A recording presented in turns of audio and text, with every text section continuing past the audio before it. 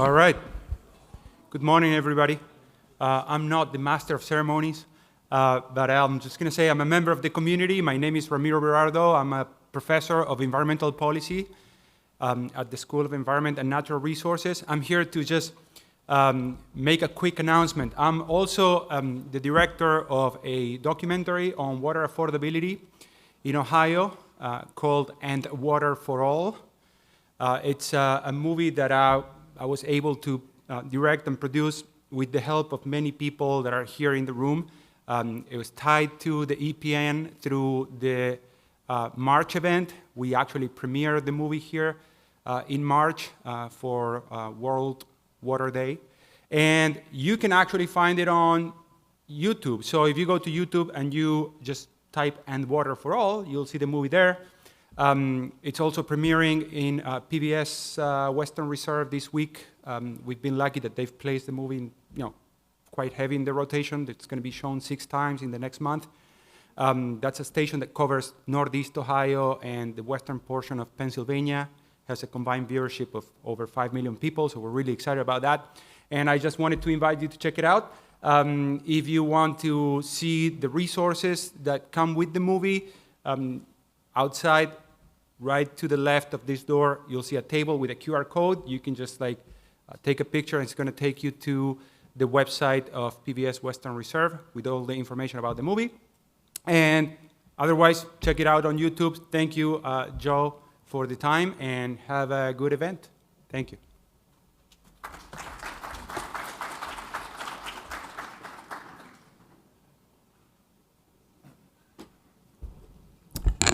Wonderful. Good morning, everyone.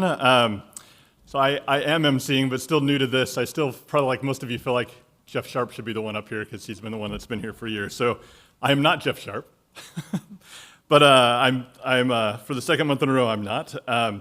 My name is Eric Toman. I'm the interim director of Ohio State School of Environment and Natural Resources, and we welcome you all here today. This is a very exciting program with a packed post-breakfast panel and workshop series to follow as well. I want to acknowledge the many environmental professionals from across Ohio and the Midwest who are currently with us virtually through the EPN YouTube channel. Greetings to you all as well. As I shared last month, prior to joining the school in 2008, I worked in the Climate Program Office of the National Oceanic and Atmospheric Administration, or NOAA. There I had the opportunity to contribute to negotiations under the United Nations Framework Convention on Climate Change, and I've been conducting research and teaching about greenhouse gas mitigation and adaptation policies ever since. It is a joy to see so many students here in the room as well, alongside multiple professionals who, like me, have been trying to do their part to reduce our regional, national, and international carbon footprints. So moving into today's program, I've heard the origin story of this event goes that 2 Ohio State undergraduate students who are right here in the room with us today, Zach Richards and Sasha Haynes, and if you could please give a wave. Thank you. Took the initiative to develop a draft concept for a one-day in-person symposium, bringing together sustainability stakeholders at the intersection of business, policy, and STEM to facilitate conversations around innovation, global challenges, and how to invest time and capital into net zero greenhouse gas solutions. They shared the idea with leaders at the Sustainability Institute, who then mentioned it to the EPN. At the time, Joe was already working on an event exploring utility-scale solar in Ohio as a carbon reduction and mitigation strategy. After hearing wide interest in this topic from regional environmental professionals, and this brings us to where we are today. Brief professional bios for Sasha and Zach, as well as bios for all of today's panelists and speakers are in your program brochure. To be mindful of our material waste output, we printed enough brochures for you to share one at your tables, and you can also access a digital brochure on your own devices throughout the morning. Scanning the QR code on your table will take you to that digital brochure. For those who are joining us on YouTube, Molly Bean is placing a link to the brochure in the chat as well. Please feel free to utilize the chat function in YouTube to post your comments, thoughts, and questions throughout this morning's program. Our team will be reviewing those, the questions that arise there, and we'll also take questions from the in-person audience around 9:15 a.m. this morning. Our EPM live stream is a free service of the School of Environment and Natural Resources, though we do seek out sponsorships to help absorb this cost and to ensure that students can register for all of our programs and events across the entire academic year for no more than $5. Sponsorships came today from a variety of sponsors, including the Sustainability Institute at Ohio State, as well as the Office of Sustainability and Strategic Services. Individuals who choose to sponsor a student during registration are listed at the back of the program brochure and are wearing a name tag with a red circle on it. Many thanks to those individuals and organizations for their contributions. So our first speaker today joins us from Austin, Texas, and has an incredible range of publications and creative contributions to the field of energy policy, engineering, commercialization, and education. For example, his book, Power Trip, The Story of Energy, published in 2019, received rave reviews from the New York Times and was the basis for a 6-part PBS documentary of the same name released in 2020. This, along with many of the other accolades in his bio statement in your program, and also his Wikipedia page, will give you some sense of the caliber insight that he will offer our Buckeye community today. I want to thank the NG team and all those who helped connect us with Michael in the lead up to our program today. After Michael's virtual remarks, an excellent hometown panel will link his presentation and related themes to current development issues in the utility solar sector here in Ohio. You could read the bios for each of the 3 panelists. First will be Jeff Bielicki, Rebecca Karason, and John Kessler. They're all available in the bios are available in your program brochure. These panelists will come up on stage and begin their remarks following Michael's presentation. So Joe briefed me that in the event that we have any technical difficulties here as we get started, that I should mention that, so back to Jeff. We might be able to get Jeff up on stage. He has some improv comedy experience, I hear, and can play the guitar. So we might have to turn the time over to him if we have some issues. But assuming all goes well, we'll start with Dr. Michael Weber, the Josey Centennial Professor in Energy Resources and Professor of Mechanical Engineering at the University of Texas at Austin. Michael, I'm going to hand the screen over to you now. So we may very well have audio issues.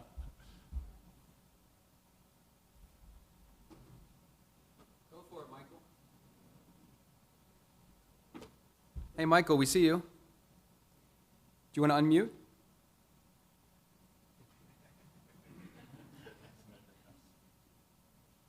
You must not be hearing us.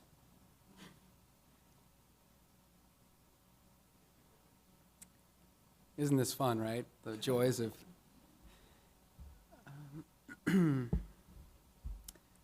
So it was actually not Jeff Sharp, but Jeff Bielicki, who has the improv comedy and musical performance ability. So I think there's a guitar behind here somewhere. So. Hey there, everybody. I hope you can hear me. I can't hear anyone in the room, so I'm hoping that this is going well. And maybe you can send me a note, Charles, through the chat that you're hearing me okay. Okay, that's great. Good to see you. I'm sorry I'm not there in person. Normally I would be there in person, but I'm stuck in a different location in a hotel room from some business travel. Would appreciate the opportunity to be part of the conversation with you today. I'm just going to make a couple of remarks for a few minutes. I don't have any slides or anything, but try to give some of my view on what's happening in the world in terms of the energy transition. And I would say that in brief, energy transitions have happened many times before. So one of the constants of energy is change, ironically, but there are periods where the energy transition seems to accelerate and there's more change that happens more quickly. And it feels like we're in one of those episodes right now. I feel like we're 1 decade into a 3-decade transition. And so there's a lot changing. And that change is a result of a variety of demographic trends related to population growth and economic growth and urbanization and industrialization and electrification and motorization. So there's all sorts of things changing with the energy sector right now. And on top of that are a bunch of technology trends that are affecting the way we use energy as well. And those 3 sort of mega trends for the energy system are increasing energy efficiency. So we're getting more out of less input in terms of energy. Our light bulbs are more efficient and cars are more efficient and air conditioners are more efficient. This is a good news story. And the second technology trend is increasing information intensity, where we have more data, more information about everything really, but this is particularly relevant to the energy sector. In that increasing information actually helps us achieve the first trend, which is increasing efficiency, because we can operate the energy system with greater fidelity, which is good news. And the third trend, or third technical trend, I should say, is increasing decentralization or decreasing centralization or increasing customization, which are like 3 ways to say the same thing, which is instead of having large power plants far away that are centralized, we have decentralized power systems, which might be rooftop solar panels or micro turbines or fuel cells or things like that in our homes, or even diesel gensets in some cases, as a reliability backup measure. And this increasing customization also shows up for manufacturing, where instead of having factories far away, we have 3D printers in our desktops, or also for medical care, where instead of having a hospital far away, we have telemedicine and remote diagnosis and that kind of thing. So we're seeing this more and more with our systems overall. And that is affecting the way we build and operate our energy systems. If we have those three energy trends on top of the demographic trends, and those demographic trends really imply we're using more energy because there's more of us and we're getting richer, and those technology trends really affect the way we're using energy. So it's all changing right now, and this is pretty exciting and dramatic time to be in the energy sector, because it might mean that the stuff that we've used in the past is not going to be the stuff we use in the future. We're going to have different assets, different fuel mix, different operational standards. And that means we need different market designs, different rules and regulations, and probably different behaviors as well. So this is an exciting time to care about energy. And as an energy analyst, researcher, professor, and venture capitalist, I think it's pretty interesting. I hope you do as well. Now, if we look at all those changes, they're wrapped up inside this challenge that we need to increase access to energy for the billion people in the world who don't have access to energy. There's 7 billion who have access to electricity and modern forms of energy. But there's a billion people who don't. They don't have access to electricity or modern fuels. They don't have access to piped water, and they don't have access to sanitation. And we have to increase access to those billion while decreasing the impacts from the 7 billion. This is kind of the challenge of the century, so to speak. And just telling those billion people they don't get access to it isn't really morally appropriate. We have a moral imperative to increase energy access, but we also have a moral imperative to decrease our impacts. So that's the challenge of what are we going to do? Well, this sets up what I think of as sort of a logical priority order for solutions, or like a taxonomy of decarbonization is one way to think about it. And this has 4 steps, in my view, 4 sort of technology solutions we should focus on in a particular order.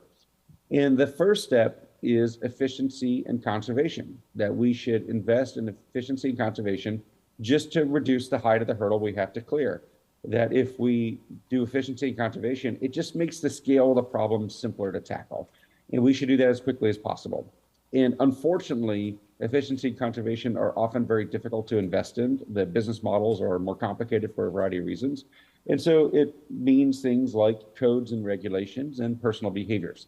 And there are many things we can do. If I look at the United States, our efficiency codes are way behind those of Europe. I lived in Europe for several years in Paris, France, where I was Chief Science and Technology Officer at ENGIE. ENGIE, by the way, is a longtime partner of Ohio State, so glad to have that reference there. And I say at ENGIE in Paris, I got to really understand how Europeans think about energy, and they have very good building codes. And as a result, a typical European uses about half as much energy as a typical North American. And that's done just through building design and building envelope and things like switches in the hallways of hotels that turn off the light when no one's there.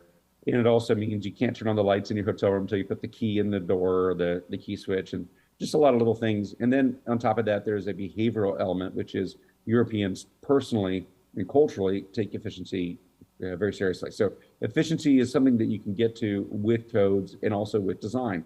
So one of the things Ohio State University is doing, working with ENGIE, is doing a lot of district heating and cooling loops, which is a great efficiency play, like looking at the infrastructure and moving steam or chilled water and things around campus to reduce the energy consumption per square foot of the campus buildings.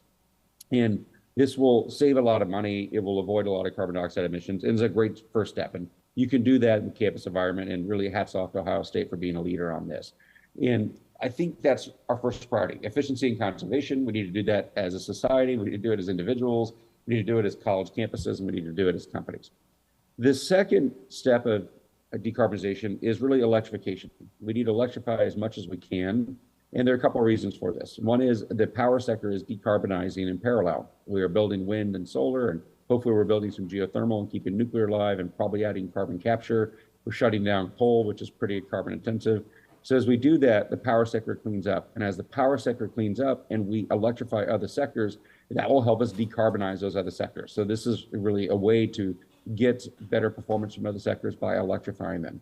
And this is especially true with light-duty vehicles, which today run on combustion engines, and that's really for diesel or gasoline. But if we look at light-duty vehicles, these gasoline engines, if we electrify them, not only do you get rid of the tailpipe emissions, but those electric motors are much more efficient than the gasoline engines, even if you plug that electric motor into an inefficient power plant.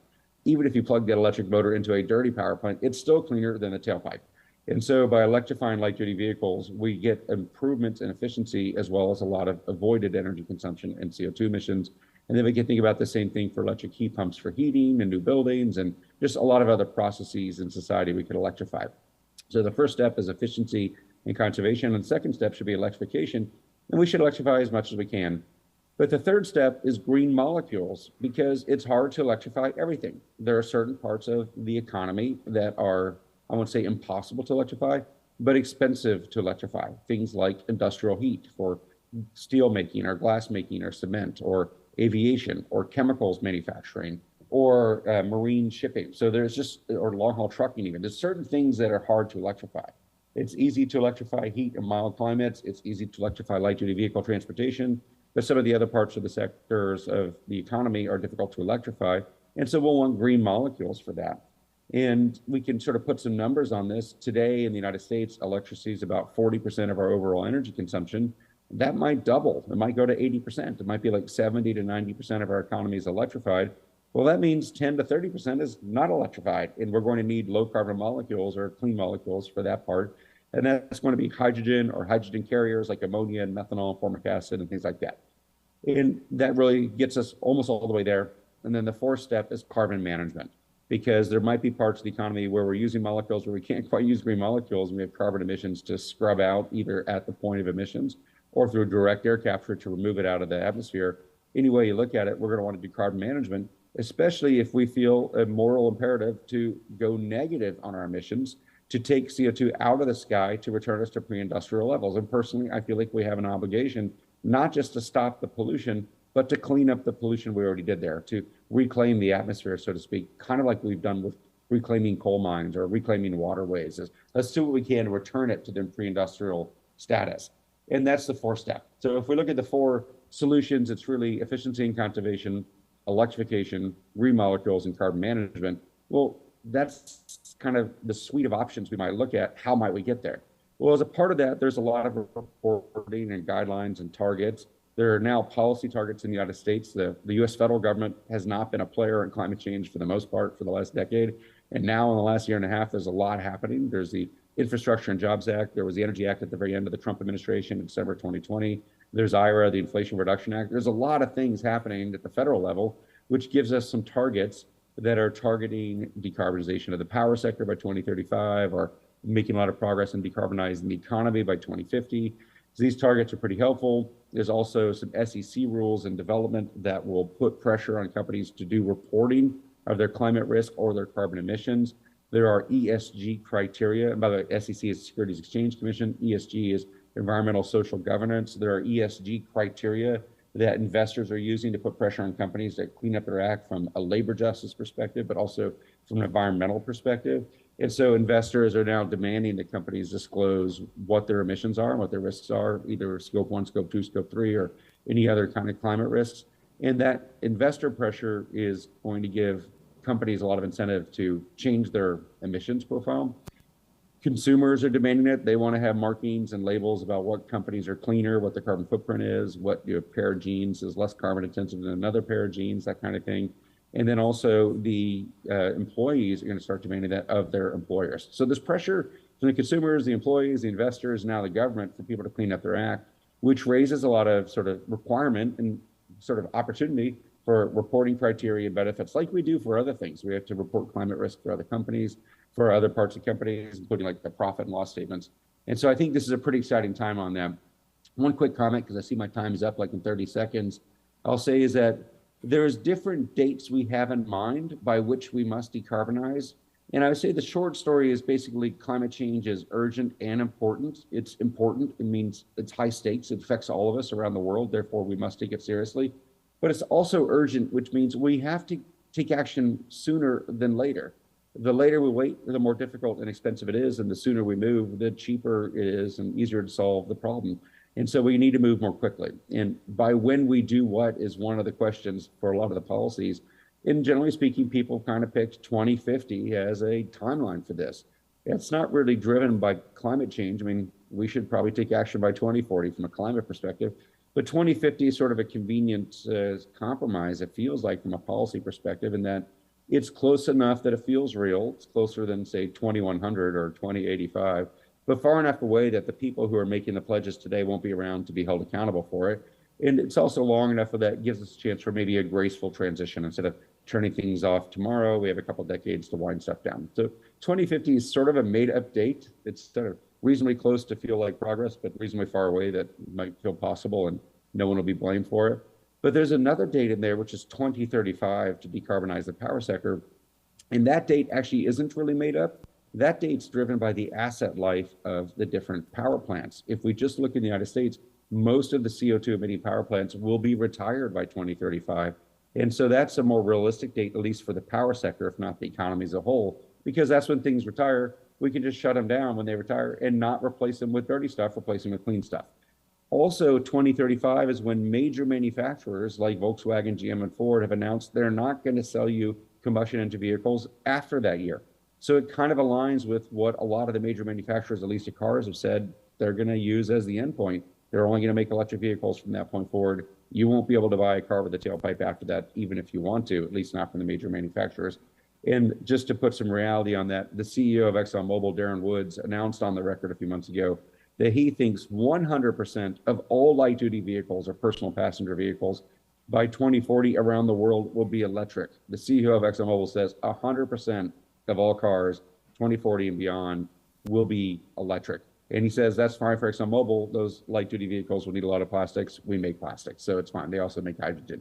So there's a lot of sort of consolidation around the timing, the reporting, the investor pressure, the employee pressure in the 2035 to 2040 timeframe, and then this goal to decarbonize by 2050. But man, we better hurry. So I really appreciate that you're part of this conversation and that you're working on it. We need innovators and leaders like you. Really appreciate the opportunity to be part of the conversation. I know I've already gone 2 minutes over. Thank you, everybody, for including me. And I'm going to lurk in the background a little bit before I disconnect. Thank you. So thank you all for your patience and understanding here. We're trying to deal with hybrid, as we all are, in our different ways of working.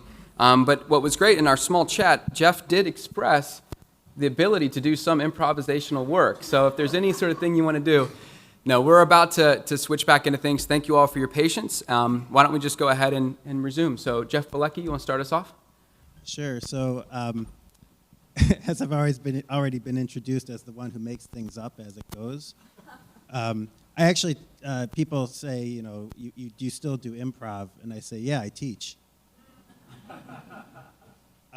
So I have a joint appointment here at OSU in the College of Engineering and in the Glenn College of Public Affairs. My background's in mechanical engineering, my PhD's in public policy, and I work on issues where energy and environmental systems and policy intersect. I also serve the university here in a variety of ways. Perhaps most prominently is being a research lead for sustainable energy for our campus-wide Sustainability Institute. And through that role, embark on a number of initiatives to help push forward a number of proposals, research, and strategic directions for the campus and the people in it around energy. And I've actually known Michael for a long time. He may remember that I started out in a PhD program that he was finishing up in. I then decided to take a leave of absence and do improv. He continued on and has gone on to great prominence. One of the things that he mentioned is this moral imperative to reduce greenhouse gas emissions. And I like to phrase it as, we don't just need to reduce it, we need to slow, stop, and reverse the flow of greenhouse gases into the atmosphere. Oh, hold it closer. Oh, there we go. Can you guys, do I have to repeat that? I made it up, so it'll be different this time around.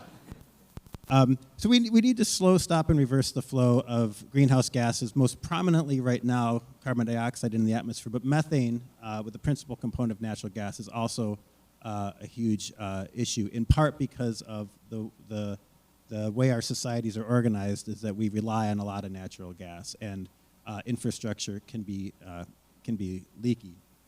And so There's a number of ways to do that. We've been asked to talk more specifically about utility scale solar, and I'll get to that in a minute.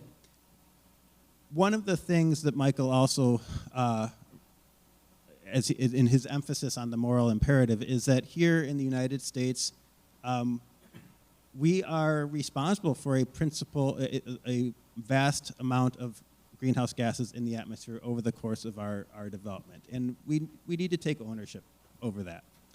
And some of the ways that we can slow, stop, and reverse the flow of greenhouse gases like carbon dioxide and methane into the atmosphere is to, as Michael emphasized, increase energy efficiency, get more out of what we are putting in, increasing the deployment and utilization of wind and solar energy technologies that do not have operational greenhouse gas emissions, and to take care of the greenhouse gas emissions from facilities that are out there right now. And one of the ways that's been put forward in a lot of respects is to capture the carbon dioxide and basically put that carbon back underground in depleted oil and gas fields, deep saline aquifers, put it back underground where that carbon originally came from. And I'm not going to go into much detail on that. We have a panelist later today who will talk more about that, Martina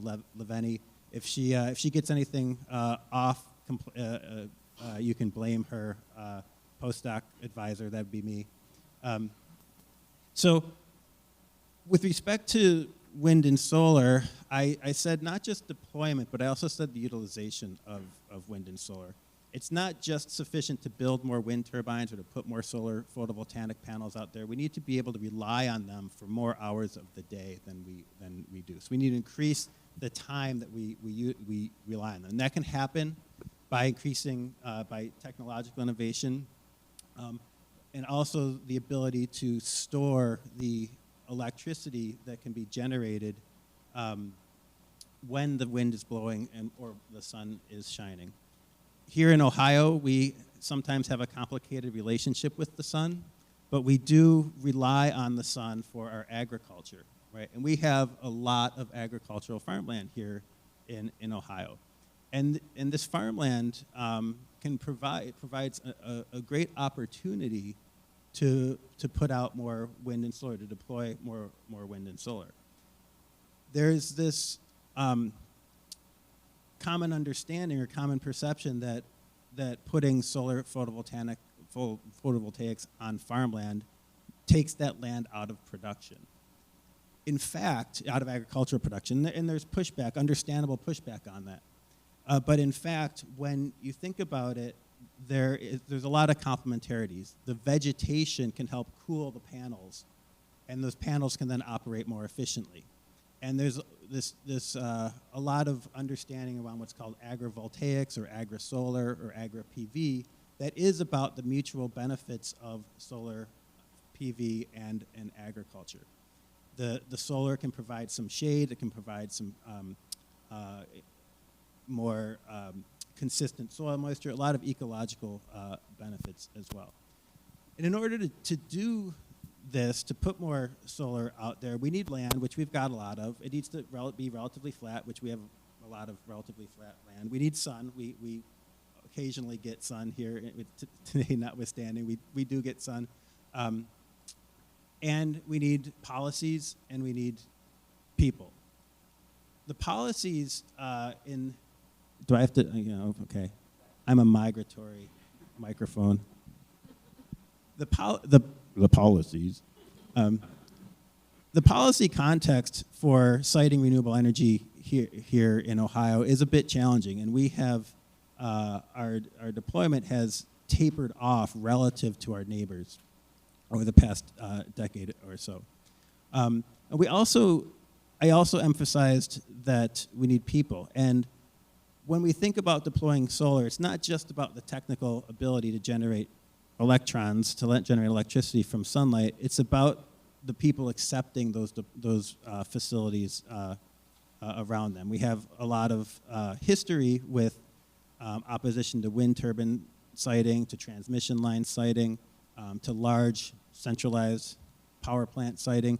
And we also have a fair amount of opposition to citing solar energy here, solar photovoltaics here in Ohio.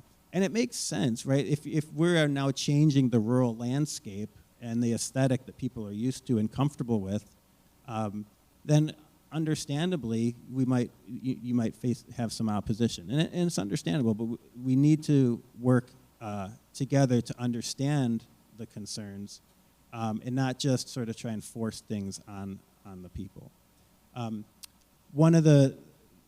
Another stream of comments that Michael mentioned was about how we're sort of in the middle, about a decade into a 3-decade energy transition. It's not just, it just happened overnight. This energy transition is the result of decades of consistent investment in developing technologies and in policy and in regulatory contexts that have enabled us to now generate electricity from solar and wind at cost on par with other generating units such as coal and natural gas. It's also due to the fact that we are able to fill in the gaps between when it's cloudy, when the wind's not blowing. We're able to store the electricity better and then dispatch it when it's needed. We store that which is generated when we don't need it, windy in the middle of the night, and dispatch it later in the day, during the middle of the day when we're demanding electricity. But also that we've got a lot of development due to hydraulic fracturing of cheap natural gas, which is sort of like a jet engine. You can turn it on and off and ramp it up and down as you need it. So when there's fluctuations in wind and solar output, you can fill that in with generation from natural gas. And we have this ridiculous expectation that when we flip on the switch, the electricity will flow, right? So we need to be able to provide for the electricity when we demand it, and one of the ways we can do that is through being able to compensate for the variability of wind and solar. With the policies on the books and the much more interest, both including corporate interest in sustainability-related initiatives. We have companies like Intel building a huge new chip manufacturing facility here, and they'll be using 100% renewable electricity through through renewable energy credits that they're purchasing. We also have Giant Eagle that recently announced that I believe all of its stores within central Ohio will be powered by renewable energy. These mechanisms, these renewable energy credits and purchase power agreements, are really useful and really important. We need to make sure, and they can provide a lot of good context for transforming and encouraging the transition towards renewable energy. But we need to make sure that when these purchase power agreements and these renewable energy credits are being allocated to companies, that helps those companies to claim that they're being powered by renewable energy. But the other portions of the grid that generate electricity are still generating electricity, and that electricity is going somewhere and it's being used, and that's emitting carbon dioxide and other greenhouse gases. So when we think about these renewable energy credits and so on, we have to think about the increase in demand and how that increase in demand is being met by new renewable energy and less greenhouse gas emitting facilities. With that, I've talked long enough, and some of you couldn't hear me, so I'll pass it on to Rebecca, and hopefully she'll keep her microphone closer to her mouth than. Good morning. Can you guys hear me? Yeah. All right. Okay. Well, thank you. That was a lot of great background information teeing up the issue and what we can do to solve it. So, how many of you are surprised that someone from a bank is up here? Surprised? So it's very interesting because the perception in the marketplace is that banks financed us into the climate crisis, so banks need to finance us out of the climate crisis. So banks have been working really hard to be able to reduce their own operational carbon emission footprint, as well as how they pivot to their customers and helping them decarbonize. So just the level set, because there's a lot of like alphabet soup here going on with ESG, TCFD, CDP, you name it, scope 1, scope 2, scope 3. I think maybe it'd be worth just letting you guys know what those mean, because I'm going to be referencing them. I think maybe other panelists might be referencing them. So for those that don't know, scope 1, scope 1 and scope 2 are your operational emissions attached to your buildings. Simplest way. Scope 1 is your natural gas, and also if you have own company vehicles or jet fuel for your corporate jet. Scope 2 is your electricity. So it's your electricity, it's your steam, it's your chilled water for your building. So scope 1, scope 2 are your operational emissions directly tied to your buildings. Scope 3, that's your value chain. That's your supply chain. For banks, that's our financed emissions. So financed emissions are emissions attributable to lending and investments. So just to give you guys an idea of our GHG accounting profile, 95% plus of our GHG accounting profile is made up of financed emissions. So that means our buildings are only a couple percentage points. It is our lending and investment activity, because our scope 3 is that customer's scope 1 and scope 2 for their building. So it's imperative that we all decarbonize, because it's the whole holistic view and life cycle of how we get to zero. I will make a couple of comments. I know Jeff's mentioned it, Michael's mentioned it, but doing the right things in the right order is imperative with this. Being able to reduce as much as you possibly can, that is crucial. Through energy efficiency, conservation, renewable energy, to be able to reduce your scope 1, scope 2, and help your customers reduce their scope 1 and scope 2, that helps solve for the whole problem. I will tell you there's not enough land in the global world to be able to produce carbon offsets to solve this problem. Has everyone heard the word greenwashing? Yeah, that's something that's been huge. I've been in this field for 15 years as an environmental practitioner, being able to decarbonize carbon footprints. And greenwashing has come up in the last year and a half. It used to mean that you were trying to almost like brainwash someone into being green, right? Now it has the negative connotation that basically you're doing things for good PR, but when you pull back the curtain, it's not the right thing at all. So greenwashing has become a reputational risk in the marketplace for corporations across the globe. So it's very crucial for us to be able to be transparent, be able to say where we are on this journey. There is no perfect state in this. We're trying to solve for a problem, but it is about being transparent about where we are within our own journey. There are a lot of things that impact net zero. The fact that footprint grows when companies do M&A activity, merger and acquisitions. If they take on new books of business that maybe have more carbon emissions. So it's very crucial that we tackle the problem in a holistic view of being able to help everyone decarbonize and be able to reduce their own scope 1 and scope 2. So with that, with our customers, we're trying to engage with them. This is something that everyone across the marketplace is doing, trying to engage with them to be able to help them on this journey, because companies are all over the place. Whether they're starting their journey today, they're further along. We're on our 6th ESG report.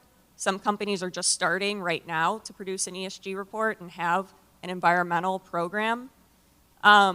So these key components are very crucial along your roadmap to net zero, but also something that we all know and hear in the news, geopolitical plays a huge piece of this net zero transition as well. When you have France, I know Michael talked about France, when you have France going back to coal, right, because of the Ukraine-Russia situation, that sets back the net zero transition. When you have pipelines being built because of just need for energy, that sets back the net zero transition. So there's so many variables out there between now and 2050. And I think what needs to be kept front of mind is that this is a transition. 2050 is not tomorrow. This is a transition. Our electric grid today could not handle the load if we went all renewable, if we went all electric. It is a transition. So that's something that really needs to be kept top of mind. But to be able to work together with partners and have that holistic view We have on-site solar at 3 of our facilities in Ohio. Not every building is a candidate for solar. Just cost effectiveness, the orientation of the building, what kind of roof you have, the age of the roof, all of it. So all of those things need to be kept in mind. But renewable energy is a great way to do it. Power purchase agreement. We signed on to a power purchase agreement with AEP Energy that's going to start in January of 2023 for 13 years. That's a great way, but it's all about being able to do the right things in the right order. We need to reduce. All of us. And it's very interesting because I'm on investor calls. Actually, I have an investor call later this morning, and the first thing they want to know is, what is your road to net? What's your roadmap to net zero? What are you going to do about financed emissions? And actually, with financed emissions, because I get this question a lot of people are saying, well, why don't you just divest in your oil and gas? Why don't you divest in your utility sector lending? But if you think about it, that's not solving the problem. Actually, that's considered greenwashing in the marketplace. All you're doing is shifting that problem onto someone else, onto another bank. You're shifting those emissions. And what we want to do is we want to help those customers reduce. And there's going to be this trajectory of where these different sectors, like when you talk about the automotive sector going from internal combustion engine to EV, that's going to green over time. You talk about the utility industry, that's greening over time with their infrastructure. So there's this perfect storm of where things are naturally, organically decreasing just because of their own environmental goals of what they're trying to achieve, as well as oil and gas. They have environmental goals as well. And then you have where you're helping people understand how to reduce their scope 1 and scope 2 along the journey. So all of that to say it's a transition, we're all in this together. And it's really great to see the focus on it, but there's a lot of ways to do this the wrong way. There's a lot. And with the scrutiny on it, it's very important that you have to be thoughtful, you have to be agile, you have to be flexible in your plan because you're going to have different variables come in over time. We don't even know the technology that's coming out between now and 2050. That's like the coolest part about it, right? The innovation piece. And again, that geopolitical can set back countries, can set back companies very easily. So at Huntington, we feel like it's our part to be good environmental stewards, to be able to help our customers along the journey, to teach them to share best practices of where we've come from on our own journey of reducing our own scope 1, scope 2. I mean, Ohio State, for example, you guys have been fantastic with what you've been able to achieve for the campus and the goals that you've been able to do and the behavior change that you've been able to accomplish. So again, this is all of us on this journey, but it's a bigger problem. If you think of supply chain, if you think of like Walmart, they have a huge supply chain and that makes up the majority of their greenhouse gas emissions, things that they don't have control over. But what they're doing is they're partnering with their suppliers and being able to say, hey, if we need you to have an environmental program for us to do business with you. We need you to be doing the right things in your buildings so that it lowers our carbon footprint and lowers your carbon footprint. So it's a bigger, complex problem, but it's going to take all of us. But going back to the wind and solar development, it's very interesting. It not only needs the policies in place to implement wind and solar in Ohio. I'm looking at Josh because he knows where I'm going with this. But it's also the fact that we need to look at the holistic life cycle of these green assets. Do you know what the carbon footprint is to make a battery, an EV battery? The carbon footprint, when you look at the solar panels that end up in the landfill because they're not recyclable, that's the issue. We're going to have a huge landfill issue in this country in the next 5 to 10 years because these components are not recyclable. Wind turbines are not recyclable. So it's not only a policy change to be able to say, let's implement this technology, it's also how the technology is manufactured and the rules and regulations that they have to abide. Because why have green technology that saves you, but then it just adds to your scope 3 landfill waste because it's in the landfill? And we're going to have that problem in this country. So it's a holistic problem that we need to solve for and we need to figure out together. But needless to say, it's great being here. I think that the work that everyone is doing is fantastic, and we're all in this together to be able to share these best practices and be able to reduce our greenhouse gas emissions. So I'll turn it over if you want to go. We got it. Well, thank you very much. Rebecca and Jeff, I really think those comments frame the situation from maybe a larger standpoint financially and economically, and from the larger technical view. What we might do with the ODNR comments is focus down a little bit and perhaps look at impacts on the landscape at an actual facility and some of the guidance and recommendations that have come from our teams out to the private sector and some of the companies. So, but first I wanted to thank OSU and Environmental Professionals Network on behalf of our director, Mary Mertz, and our assistant director, Steve Gray, is with us today. And we really appreciate you including Ohio DNR in this discussion because, like you said, we are in it together. We want to be there as a partner and also a good steward as we go through. So I wanted to mention a couple other colleagues in case we get policy or questions related to natural resources. With us today is the chief of the Ohio Division of Wildlife, Kendra Wecker. And also we have one of our in-house subject experts on wind and solar facilities and how they relate to natural resources and operations. Aaron Hazelton is with us today. So we have some folks here that if the questions go in that direction, we can get some expertise to help us. But I wanted to first maybe talk a little bit about ODNR's role. So in addition to being just our responsibilities statewide to protect and preserve the natural resources and provide those resources to our general citizenry, we also sit through our director on the Ohio Power Siting Board. So large-scale facilities, I think over 50 megawatts, I hope I have my units correct there, or greater, they will come through that Power Siting Board and the Public Utilities Commission of Ohio through that system, and we would have a role in that respect on that board.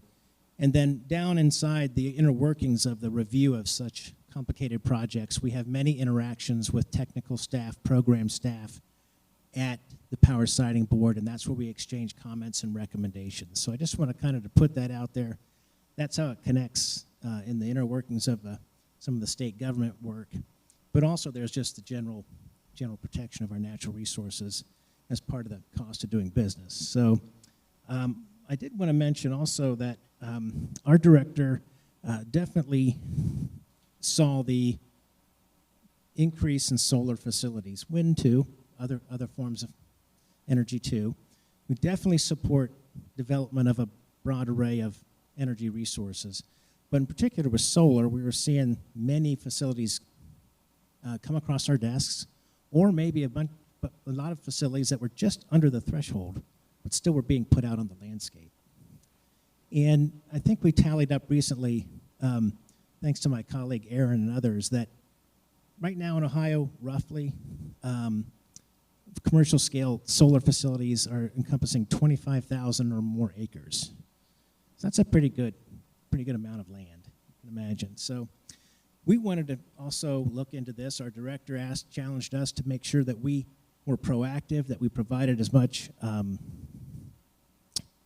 information out from our perspective, and also listen to folks that operate those facilities and our other colleagues and partners across the way.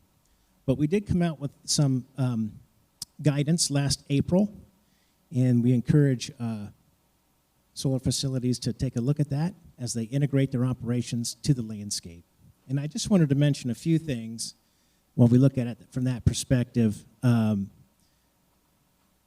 The goal is to reach a standard, and it relates to the Power Siting Board mission, is to get to a minimum adverse environmental impact. Minimum adverse environmental impact.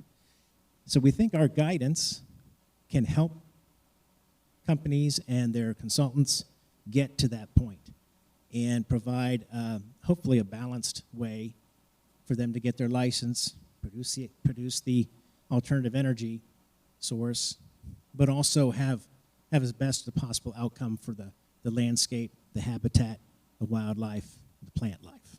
That's kind of where we're coming from. We also have a huge initiative across the state. Many of you probably heard of it, H2 Ohio. Wetland and water quality is a huge goal and a huge directive from the governor's office on down. And so we were trying to integrate all those factors in and also produce something that was useful, to our customers, to our visitors, and to the industry itself. So I just wanted to mention a couple specifics from that guidance, and then I'll pause there. So we have design requirements that are listed. For example, we do not currently wish to put large-scale facilities on ODNR state lands. We have buffers, established and recommended for distances from wetlands, particularly high-quality wetlands, and distances from streams, things of that nature for the design footprint. There's more than that, but those are a couple key ones. When it comes to construction, we have suggestions for best management practices related to fencing, its height, the width of the openings within the fence, tips for avoiding and trapping wildlife inside that fence, and really looking at how to best integrate that with the area. Lastly, we look at post-construction management practices. And here we have a goal set. We ask to try and get to 70% cover under and around the solar panel arrays. And we have suggestions on the types of plants that may help you get to do that, as opposed to maybe just turf grass right across the way. So I know that's tough on some of the producers out there, but we need to take a look at alternative plantings and try to maximize those cover for habitat, water quality, and for pollinators. We'll make sure that we have our pollinators thought of here as well. And just to conclude, I did bring a sample book from our wildlife division on monarch butterflies and milkweed. So there's an extra pamphlet up there if you'd like to take that. So, but that's just a few items from the DNR perspective, and I'll pause there if this is time for question and answer. All right. Thank you, Rebecca. Thank you, John. Thank you, Jeff. Please, if you have a follow-up. Yeah, I would just say one thing to keep in mind too with this transition is that it needs to be accessible and equitable. I know that a term that's coming out, especially in colleges, and something that's been around forever is environmental justice. I think we need to keep in mind that things need to be accessible. They need to be equitable for all, not just people who can afford it, not where people live, but for people to be able to have access to it. So that's something that we're very passionate about at Huntington, to be able to help bridge that gap and be able to address environmental inequities and environmental justice. So I just wanted to bring that up because I know that that is a topic that is fast emerging. The first time ever appointment of an environmental justice position in the US government had been made by President Biden. So it is something, and I know a lot of colleges and universities are focusing on it, a lot of corporations are focusing on it. There's a real nice bridge between the E and the S of ESG with that and the social impact that it has. And really, at the end of the day, it's just something that is long overdue, a long overdue topic that needs to be addressed. So just want to bring that out there because that is a component of being able to bring solar to Ohio, bring solar to areas, is that it needs to be equitable and accessible for all. So, thank you. Okay, so we have lots of time for Q&A. So this is a great chance. Raise your hand. I'll bring a microphone over. Let's just start right here. Thank you, panelists, for the great insights. My name is Mohit, and I'm a PhD student in the engineering department at OSU. And in the field of computer science and engineering, most of the devices and the low power devices usually don't consume much energy.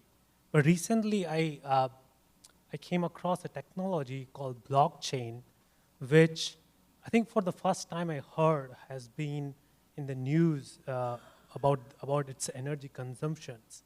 And this technology, it's a very network and distributed technology where every person or every user can participate in this technology, and it's a worldwide network of computers that work together. And one incentive of all of these users is to get lots of money on the stake in the cryptocurrency case. And because of the incentive and the design, how it is, how every user has to put together a lot of time and effort, there's a lot of energy consumption. For the first time I'm hearing, even through these low power devices, that some of the countries have banned these technologies in different countries. And I'm curious if you guys have any insights on the USA consumptions, or and particularly in the regard of blockchain technology. And my second question is probably in general overview of how I think, so we talked about the priority order of how different solutions we can seek. But then I watched a documentary from David Attenborough, Life on Our Planet, which gives a very overview of how the nature itself has some of the solutions built in to consume these carbon emissions. The sea absorbs the heat from the environment, and the polar ice absorbs the heat from the environment. And so I'm wondering if there are natural solutions we can enhance that can also reduce the carbon emission and carbon footprints. So any insights on these, I would appreciate that. So I'm not a cryptocurrency expert, but I could just say from a fact of, on the first question, think of it as a really big data center. All of those computers combined a really big data center. And so data centers are like the #1 user of electricity. When you talk about in a building, we have a data center at one of our facilities, and it's by far, for 11,000 square feet, it's by far the biggest user. And really, it's a low power mode, but it's everyone using it, and it's the electricity needed to power those devices, as well as think about the cooling system to cool that system to make sure that it doesn't overheat. So there's a lot, how I think of it as just one big data center of everyone connected. So those are issues that anyone, any corporation, any university that has a data center that they face, to be able to reduce what that load looks like, and using low cost, no cost type energy efficiency measures to do that. But that is the one big criticism of blockchain, is that it is a huge energy user. So it'll be interesting to see where it goes in the future and what that balance looks like. But it does not help the transition at all, right? That's one of those things that an emerging trend that does not help if you're trying to get to net zero and now you're increasing your load instead of decreasing it. So it'll be interesting to see how that plays out. And then on the second question, I can just answer it, and I know probably John's got a better answer from being on the natural, or Jeff, on the natural, what we can do in kind of our natural world. The biggest key is additionality. When we're talking about being able to enhance our environment, to be able to plant more trees, to be able to, preserve wetlands and be able to do things. It's really about that. That's another key of like this greenwashing, is that when companies are going after carbon offsets because they want to shade in what it looks like that they're reducing, but they're not really reducing, they're buying carbon offsets, high quality carbon offsets of, land, of carbon that is sequestered by trees, and being able to calculate that. But the problem is they're just taking what's existing and they're not adding. They're not adding to that, and additionality is huge. So that is going to play a huge part in the roadmap to net zero in our lands. Like I said, there's not enough land in this world to offset everyone's carbon emissions if they did nothing. And so it's going to be that extra step of being able to give back. Biodiversity is huge, preserving biodiversity. That's another huge component as well. Our native species, the native plants, things are being destroyed, so being able to preserve those. So it's a holistic view, everything. And I feel like what happens is we get lost in pieces and parts and components, and we don't look at it from a holistic view of how every single thing interacts and has a slope, a ripple down effect. So, those are just my 2 cents on it. But again, not a cryptocurrency expert. Yeah, either I'm not a crypto or data mining expert either, but I just add to that a lot of water consumption as well. So when we think about this, it's not just about what we're emitting, it's about what we're consuming. And we consume water, we consume land, we are consuming air, and we're consuming the climate. And on the dimension of other things we can do, the additionality is what is Rebecca said it much better than I did when I said, like, when you're claiming that you're powering your company by renewable energy, there's still other generation that's happening, and that generation is going somewhere. And what matters is the additional part, on the margins, the increase in how you're providing that electricity and how the demand is being provided for, and what the marginal increase in demand is. Other things to do, as Rebecca said, we don't have enough land to just suck CO2 out of the air by growing plants, by growing trees, and so on. We have to do a lot of different things. There's a lot of approaches, some of which are kind of scary. We can inject sulfate aerosols into the atmosphere and reflect sunlight back. There's also these ideas that you can put these little tiny mirrors between the sun and the earth and reflect incoming solar radiation back. We can, more reasonable things, we have a lot of parking lots and we like to paint them black.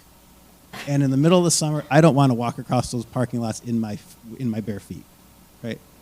If we didn't paint them black, we're affecting the albedo and their ability to absorb energy, and then it gets re-radiated here. It doesn't get radiated back out to space. We can cover parking lots with photovoltaic panels that can help to reduce that albedo, to affect the albedo, but also provide power. Green roofs, white roofs, a lot of these small things can add up, but we can't just rely on doing the small things for it to add up to what we need to do. Our society grew up in an environmental envelope that we are adapted to, and we're pushing ourselves out of that envelope that we've evolved in, that we're adapted to. And we need to really try and push it, to have a chance at keeping that environmental envelope. Michael said, targets of 2050, net zero by 2050 and 2035, and these dates. It's part of what's underlying this, and a lot of personal consumption, taking public transportation instead of driving your own vehicle. There's a lot of behavioral changes, and we have behavioral experts and PhD students. I'm looking at you, Jamie, in the audience here too, that can inform some of these things. But it's an all-in effort where we really need to think about things that we're doing and how we could do things a little differently to help. I would just add on the two, one thing on solar, not all solar is created equal. So for example, I think the misconception is that when you have solar on your rooftop is that it's going to offset 100% of your electricity. That's not true at all. We have 3 on-site solar projects, or 3 on-site solar installations, white roofs. We have solar tracking skylights. And I can tell you one of our systems, about a 500 kW system, and it offsets only about 10% of our electricity usage. So again, if it's on-site, if it's behind the meter on your building, the misconception is that you're going to offset 100%. That's not true. So if you want to be able to offset more, you're talking about land. You're talking about needing land to be able to do that. And that's why these big utility scale solar projects are being built, because that is where you get the decrease. That's where you get the production. You don't get it on your actual facility. So just wanted to say that, because again, in different ways to slice the solar pie is, it can be a power purchase agreement, it can be a virtual power purchase agreement, it can be on-site solar, it could be a lot of different diverse mechanisms to be able to do it. But just wanted to let you guys know, just because you have solar on your roof does not mean that you're 100% renewable at that facility. It's far from it. I had a quick question. Thank you. My question is, Ms. Karason, you brought up environmental justice. What kind of commitments specifically to banking and natural resources can you suggest or think of for an equitable transition so that folks are not left behind? Sure, great question. I love this topic, so I can talk all day on it. Like I said, it's a long overdue topic, and we're making the connection points. A lot of these different topics we're seeing in silos when it comes to community efforts, when it comes to air, water, pollution, when it comes to food deserts, food insecurity. All of these were looked at in silos as just a social problem, when really it's all tied to environmental equity. It's all tied to going back to the history of redlining and where folks are located, and the fact that, it is a fact that Black, Indigenous people of color are at a disproportionate risk for environmental hazards. That is a given fact, and be able to address those inequities by being able to, one, reduce your greenhouse gas emissions, right? That helps with your air, that quality, that helps with the pollution. To be able to add green space, green and healthy infrastructure, to be able to add, the tree canopy in Columbus, right? We're losing the tree canopy, so to be able to reverse that heat island effect, to be able to help in the city. The food insecurity piece, that one just, breaks my heart. The fact that, climate change has such an effect on how our food is grown and the supply chain of food, and to have, I don't know, do you know what a food desert is? So for those that don't know, it means that where food desert is located, in Columbus is a food desert, Dayton is a food desert, every major city is basically a food desert, is that you cannot find healthy food within a certain mile radius of where you live. All you're gonna find are convenience stores and fast food. So you don't have a grocery store. You don't have access to a grocery store. You don't have access to that healthy foods. That means that there's food insecurity. So pollinator gardens, being able to help do community gardens, being able to grow local food and help that community that is in a food desert, that's crucial. We as a bank, we can't solve world hunger, but we can make sure that we are donating and lending to partners that can. So it's about bridging that gap between all of those different components that we've all looked at in silos and being able to see that all of that is attached to environmental. All of it is attached to environmental inequities. It's all interwoven. And I think a lot of corporations are making those connection points. It's, like I said, it's been one that's, long overdue, but I know that a lot of corporations are very, very dedicated to being able to address what those environmental inequities are. And that's something that at Huntington we're doing. We're making those connection points as part of our community plan that we rolled out last year to be able to address racial, social, economic, and environmental inequities. So those are just some things, but again, water pollution still, or let's put it this way, you all know the water crisis in Flint, right? Do you think that would have happened in Dublin? Or Upper Arlington? Or if it did happen, how quickly do you think it would be resolved? That's the difference. So again, it goes back to being able to acknowledge that environmental inequities exist, having education on it, listening to the community, listening to community partners that have been fighting this fight for years, and being able to see what is impactful for them, what is going to actually help them in this and be a part of the solution, and then being able to take action on it.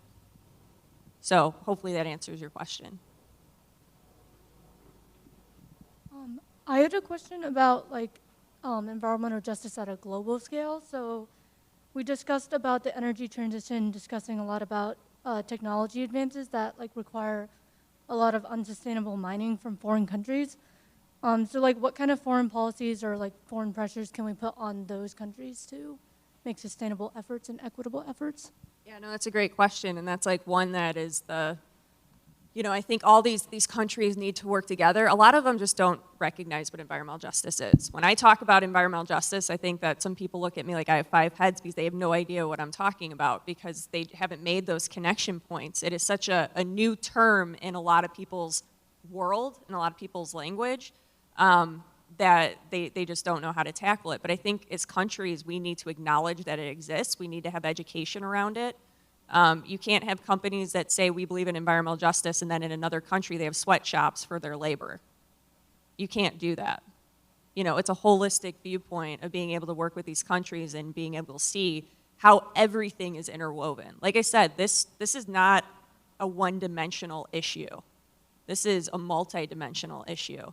And it's going to take a lot of people to be able to work on those policies and be able to make sure that corporations, if they're saying that they have environmental justice goals, that they're actually in their whole supply chain of how their products and services are delivered, what that looks like, and make sure that they're not just talking out of both sides of their mouth.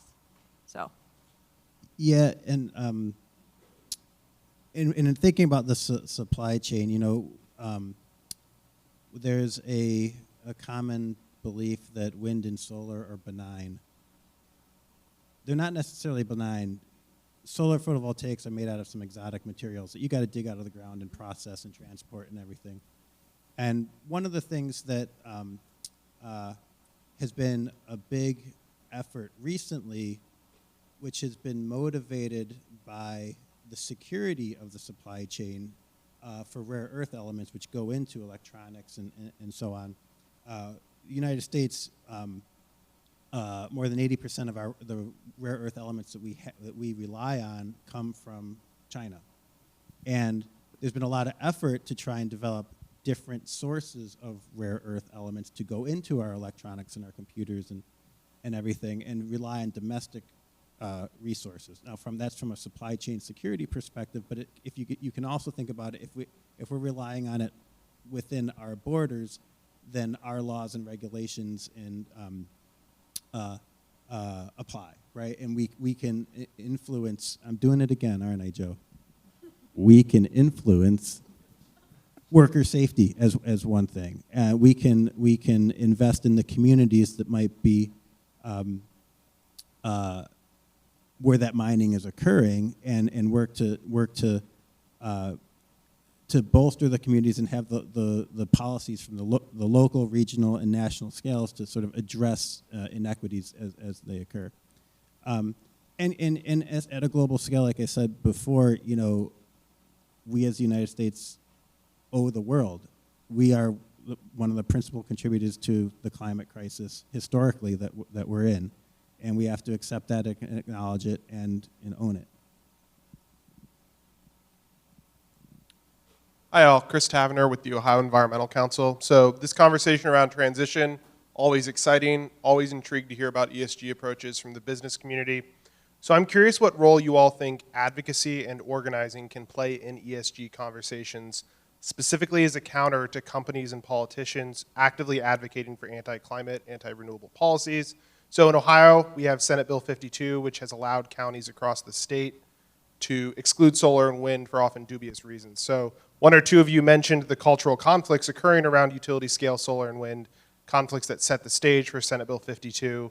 So I'm curious what all you think about an obligation companies may or may not have pursuing ESG goals, to what obligation they may have to organize and connect with the communities where the land exists to build solar and wind in Ohio, and also the elected officials from those communities. And beyond just the renewable developers who are having these conversations, I'm talking about any company seeking carbon reductions through renewables. Thank you. Thanks, Chris. Good to see you.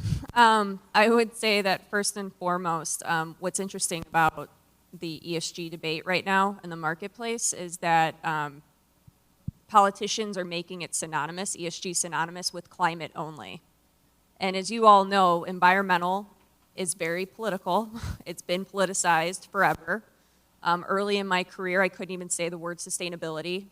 It didn't exist. 15 years ago, sustainability, that word did not exist that you could say in the marketplace. The most you could say about what you were doing is energy conservation, where people found that acceptable. Only up until a couple years ago, we were able to say climate change. So it's morphed. So this has been political forever. And unfortunately, what's happening with ESG is that it's just focusing on the climate piece and not seeing the S component or even the G component with these politicians. So, that is something I think that'll play out over time, and we're going to see it here soon, and how that balance of being able to accomplish, because companies have goals. I get asked all the time, or a comment's been made all the time about, well, does it matter who's in the White House when it comes to the environmental movement and how fast this is going? And the answer is no. At this point, companies are the ones driving the train, and the train's left the station. So companies are going to continue on because they have environmental goals. They have their own stated goals. They have ESG goals. So this is always going to continue on. So it's those conversations in the community, to be able to talk to the community, educate people, because when they hear ESG, a lot of folks, one, don't understand it. They think it may be climate, or they think that you're telling them what to do, right? And so it's all about education about what it is. I mean, this is an ethical report. It started off as an investor report, ESG, investor report on transparency and disclosing what you're doing. So this isn't a political report. And then it turned into a community report. It used to be where companies did CSR reports, community, I know a lot of OSU, I know, AEP, they would do CSR reports, corporate responsibility reports, to be able to, to be able to showcase what they're doing, and that morphed into ESG. So it's going to be hard. It depends on the political landscape that you have in the state. I do think that there is a compromise that people can have, but I think it all starts with education, and I think it starts with the business community showing that they have these goals and they need to meet these goals, and the way to meet them is by this technology that needs to happen in the state. And it's good for economic development. You're not going to get more Intels in Ohio if you're not showing. And Intel's very progressive with their goals, with their environmental goals, which is fantastic because they're a huge water consumer. So you're not going to get the economic development piece to come to fruition in the state without being able to at least embrace or hear the conversation about these companies' environmental goals and what they're trying to achieve. So I think that there's going to be a day when all this will kind of come to a head, and like I said, we're seeing it in real time right now. But I'm hoping that it can be resolved, because at the heart of it, we all have a problem to solve. And so, we need to make sure that that's the target, that's what we're focused on in regards to reducing our emissions and get to that, net zero state. And one thing I wanted to clarify too, we have not made a net zero commitment yet, in part because we did a major acquisition last year, TCF Bank, that increased our emissions, our scope 1 and scope 2 emissions. So we're resetting our baseline for 2022, and we don't have all the data to be able to justify a net zero commitment right now. So again, it's all about being thoughtful, and it's about being able to be transparent about where you are on the journey. But Chris, I know it's like the big complicated question, right? How do you as an advocacy organization bridge that gap between private, public, and the legislature? So we need organizations like yours to be able to educate, and to be able to do it in a way and language that makes sense for those constituents. Yeah, I'll add that I think one of the roles of advocacy and activism is to continuously be knocking on the door to make sure that things are being heard. And over time, it does get heard. And, Rebecca brought up education. And one of the things that we are doing is working very actively to reframe what we consider engineering. It's not just about putting steel in the ground, as an example. You're putting the steel in the ground in a place, in somebody's backyard, in a community, and so on. A number of years ago, when I-71 was built, it cut off the King Lincoln neighborhood, which was a very vibrant neighborhood, and it decayed. Based in part on that learning, when they redid it a few years ago, a wider bridge. That bridge has now got trees, and it's a park, and it's a community space that brings people together. That is not just based on the cost minimizing design, right? And so understanding that cost minimization has to have in those costs more than just dollars that are being spent to build the project first at the beginning is extremely important. there's the economic and the social components of sustainability as well as the environmental components, and we've under considered the social components historically, and part of what we're doing is trying to change the education that we're providing to make sure that we are continuously hitting on the context in which things are being done as important predictors of how things may unfold to our hopefully to more people's benefits.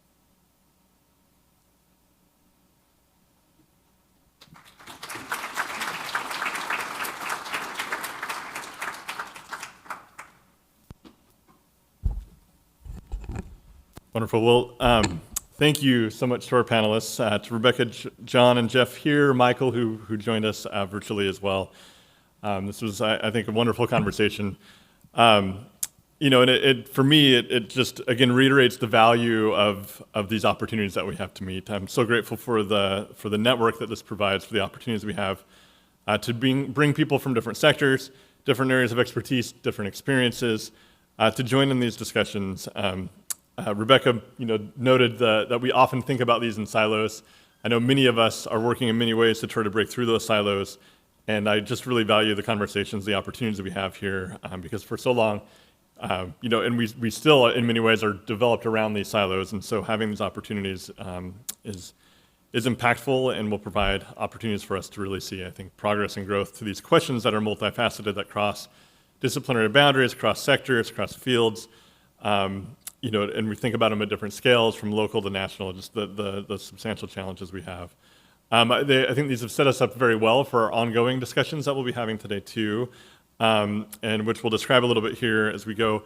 And as just a note, I know there are probably several more questions and interest in continuing these conversations, which we can do in the small groups that we'll have forthcoming in our ongoing workshops, which I'll describe here momentarily. As is our tradition, we want to recognize all of our panelists today with a certificate of appreciation. Right here. Oh, perfect. Thank you.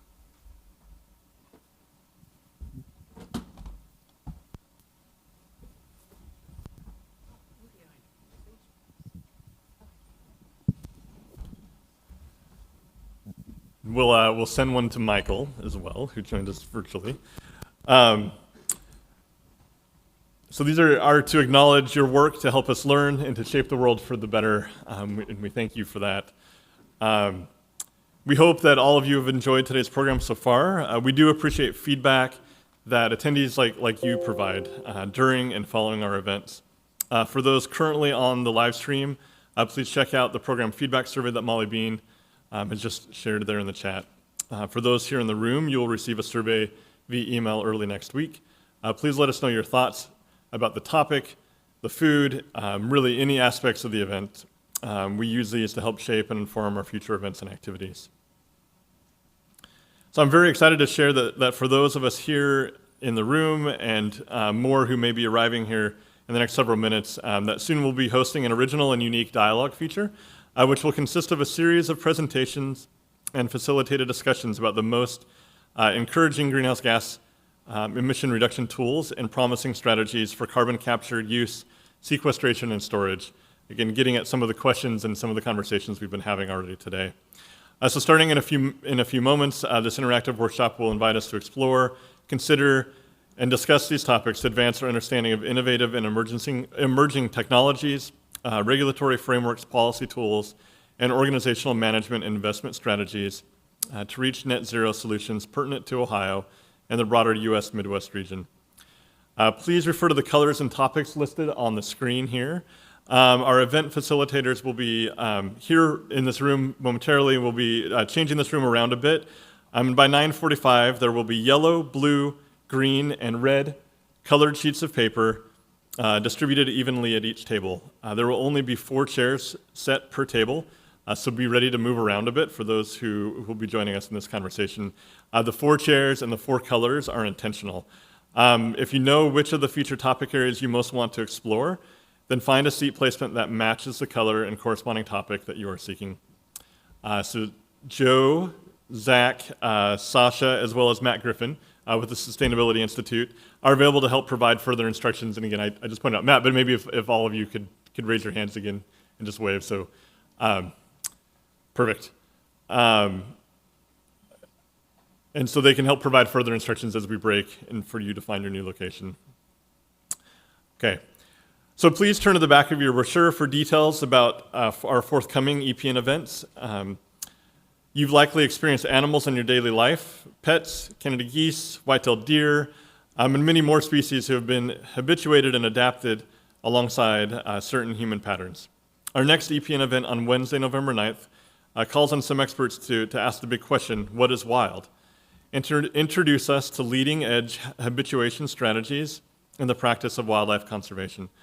This program will explore strategies currently used on the plains of the Madwike Game Reserve in South Africa and on the restored grasslands of the wilds in eastern Ohio, specifically for two iconic species, the cheetah and the African wild dog.